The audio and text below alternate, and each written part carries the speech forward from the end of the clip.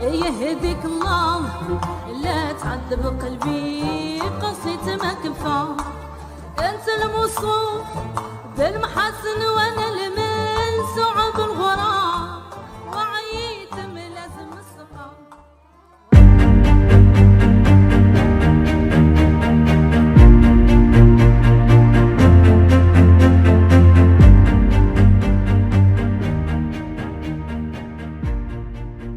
شخصية يرى فيها المكون الأمازيغي بأنها شخصية مهادنة، ويرى فيها أتباع تيار الإسلام السياسي بأنها شخصية استئصالية، وذهب البعض إلى اعتباره كافرا مرتدا لا حظ له من الإسلام ولم يعرف قلبه طريقا نحو الإيمان.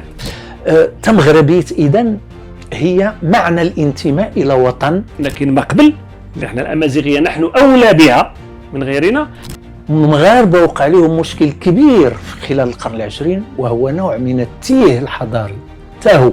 يعني كان أقصى ما نتج الثورة الفرنسية المقصلة التي قتلت عشرات الآلاف. لا، أنتجت أيضا فكر الأنوار وأنتجت فلسفة كممارسة كان هناك إقصاء الجميع وانتهى بإعدام حتى روبيسبيير كل داز في المقصلة. لكن نحن حركة تحترف الدين لأغراض السياسة.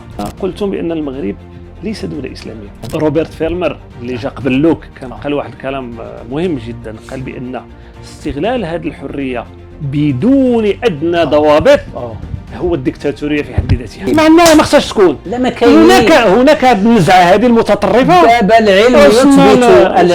العلم يثبت بأن العرق خرافة حربية.